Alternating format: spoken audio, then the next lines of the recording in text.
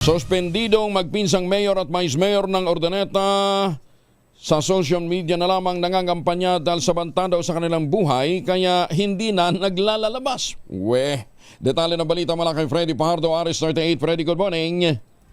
Masantos siya kabusan Kuyang Angel. Higit isang linggo nang hindi lumalabas para magsagawa ng pangangampanya ang magpinsang re-electionist Mayor Rami Paraino at Vice Mayor Jimmy Paraino dahil sa natatanggap nilang banta sa kanilang buhay. Ayon kay Mayor Paraino, sa ngayon ang mga suporter na lamang nilang dalawang nagsasagawa ng house-to-house campaign at sinasalubong naman sila ng napakaraming mga taga-barangay at nagpapahayag ng suporta at tinitiyak na hindi sila ipagpapalit sa kabila ng libo-libong pisong ipinamimigay ng kanilang mga kalaban. Kahapon ibinida ni Mayor Paraino sa kanyang Facebook page ang mga nagawa sa kanyang termino mula 2019 hanggang 2025 na nakabili siya ng 145 brand new vehicles na kinabibilangan ng 34 na rescue vehicle para sa mga barangay, 23 dump truck, 3 pick-up para sa PNP at Bureau of Fire Protection at 7 ambulansya at iba pa. Bukod sa pagbili ng mga heavy equipment at mga sasakyan at pinag-ukulan din niya ng pansin ng social at education services.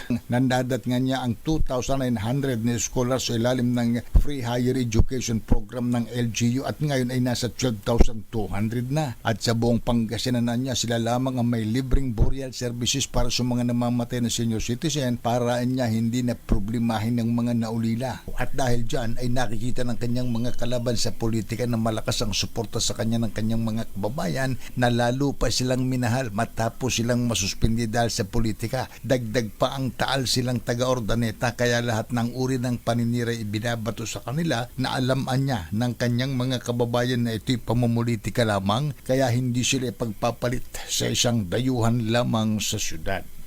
Ito si Freddy Pajardo, Aris 30, tag-uulat para sa DZRH, una sa Pilipinas, una sa Pilipinas. Maraming salamat, Freddy.